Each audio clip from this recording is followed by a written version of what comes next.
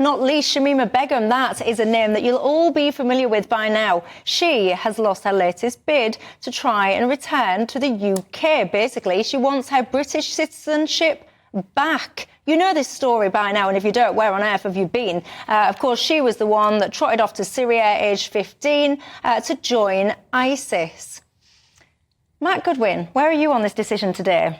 Well, I was looking for some good news going into the weekend. I think I got some. I mean, I'm pretty happy about this result. I think most British people will look at this and think, yeah, actually, if you go and join a extremist Islamist death cult that is committed to undermining and destroying the West, then, you know, on balance, you shouldn't be let back into the country. And I'm kind of with the British people on that. Ella Whelan?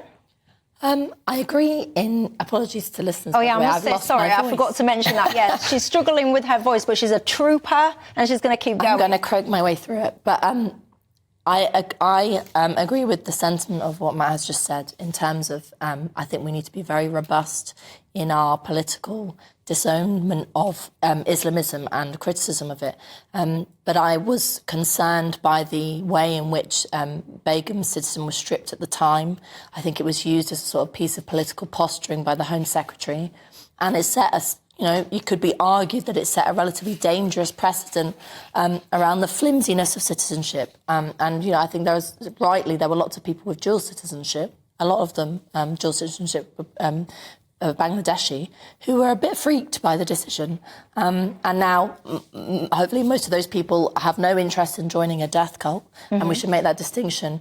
But I think that, you know, the UK is quite happy to outsource a lot of its problems in relation to security or the threat of Islamism.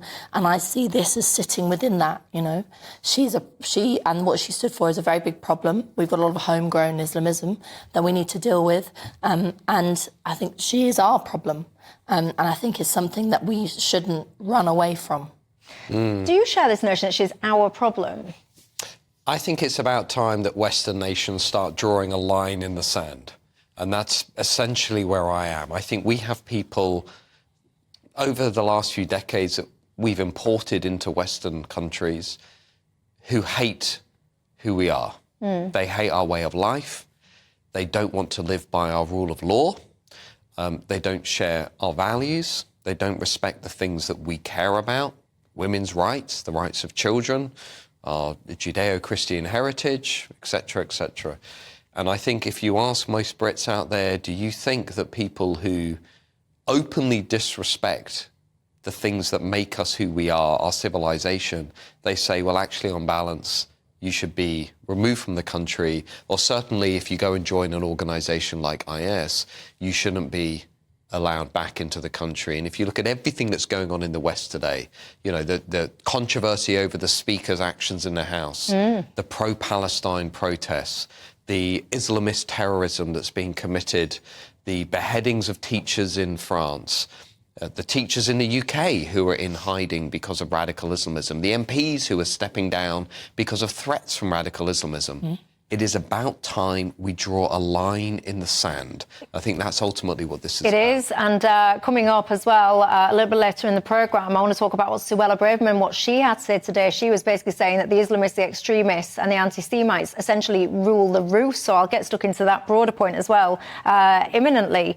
But there's a lot of people today, and I have to say, it won't surprise you to know, I completely disagree with them. They're coming, oh, Michelle, she was only 15, she was groomed, she didn't know what she was doing, she was a child. Don't you have any sympathy for the fact that she was a vulnerable child? No, I don't. I don't have any sympathy whatsoever on any level. It does not wash with me, that notion. Does that wash with you, this vulnerable child thing? Not particularly, but none of us can climb inside Begum's head and know the real reason why she did go. I think it's entirely plausible that she was groomed. I also think it's entirely plausible that she and some of the other girls who went with her knew exactly what they were doing and were, you know, at 15 you don't know everything that you're doing, but you know some of it. So I don't really think it's that helpful to row over that point. I think the interesting thing is that Matthew, you sort of mentioned, well, you brought immigration into the debate, which is fair enough, and that's a consideration that's important to take on board. But Begum and a lot of the young people who are turning to IS aren't immigrants, they were born here. I mean, the sort of jihadi John phenomenon, which is that there's a problem at the moment with people who, young people who are brought up in a okay, sort of tangentially liberal society, because we're not doing very well at freedom of speech and things like that, but broadly the kind of tolerant realm of, access to things that teenagers have access to and sort of living in a free society, who are deciding to turn against that for some reason, and actually a lot of cases of these young people enjoy a normal teenage life of drinking and bit of weed and whatever, and then becoming these extremists. So having a taste of freedom and turning against it. And I think we then have to say the problem isn't necessarily just with Begum and people like her. It's actually with us and our inability. What is it about our inability as a society to champion issues of tolerance, freedom, democracy?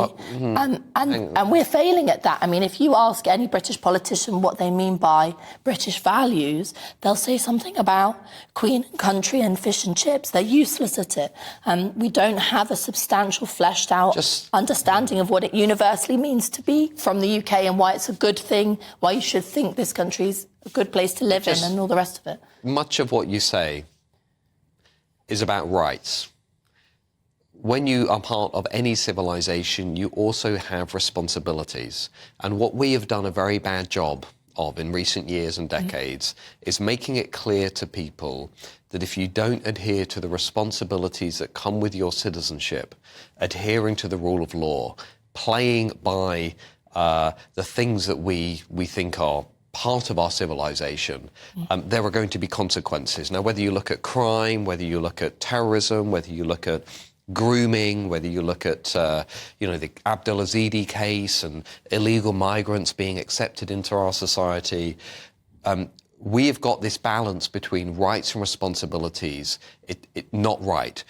Too much about rights, not enough about responsibilities. We need to project to young people today, second, third generation minorities as well, that there are consequences. If you leave this country and you actively support groups that are diametrically opposed to what we believe, there are consequences for doing that. I actually kind of disagree with that, because I think that what we don't do well at the moment, what the government does very well at the moment is ban anything it doesn't like. So it's been cracking down on protests, trying to bring in, for example, in relation to the Israel-Gaza conflict, bring in bans on BDS, investment into BDS, anything, the online safety bill, the police crime and courts bill.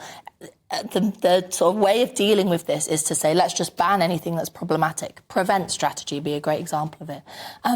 And that, number one, is censorious and a problem. But number two, it doesn't deal with promoting the issue. I come back to this idea of a universal set of British values, which we should try to inculcate into young people, next generation. I'm going to ask you at home as well. And we're not doing that. Let me just ask you at home. I'm going to ask both of these two as well. What are British values? Thinking caps on, tell me. But I'll ask you, what do you regard as British values? I'd like them to be freedom of speech, freedom of protest, freedom of expression, freedom of religion, tolerance, which means that you're able to understand that people have different views from you and accept that in a tolerant society you can think that and I can think that and we can get along broadly. And democracy, the idea of sovereignty, the rule of law, as Matthew said, borders comes into all of that, but a sense that we believe in democracy here, that, for example, in relation to what we might come on to with the Speaker, Lindsay Hoyle, and the intimidation of MPs. Yeah, we'll definitely be coming on to that. That democracy happens and people express their political opinion without fear or favour. I think those are, the important thing to note is that our own politicians are afraid of those views. The Brexit years show us that. So I'm being very sort of wishful thinking here, but I think that those are some very solid values, freedom, tolerance and democracy, that we can get behind. Can I just quickly come in on this? Because this is a critical point for all Western nations. The era when we are tolerant of people who do not tolerate our way of life has to end. We cannot be tolerant of people who do not respect and play by the rules of our civilization.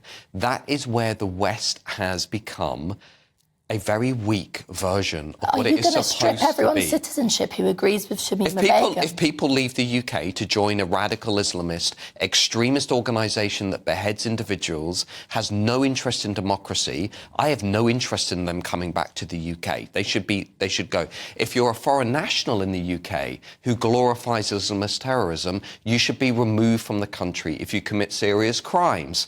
and you're a foreign national, you should be removed from the country. And by the way, this isn't my view. This is 75% of Brits. This is 80% of Brits. Now, second, third generation British citizens, I accept there's a more complicated challenge. We need to convince them that our values are superior to the values of some medieval barbarian death cult in the Middle East. The way we do that is by projecting very clearly that if people align themselves to those sets of values, there are enormous consequences for doing so, which is we will make your life miserable. We will make your life incredibly difficult because, you know, we're at a civilizational moment now today. We have to decide who is with us and who is against us. And we have to start trying to wrap our laws and our culture around that fact. I think that listen, I'm not going to be mounting the relaunch Shamima Begum's citizenship case. I think at best I'm sort of conflicted on this.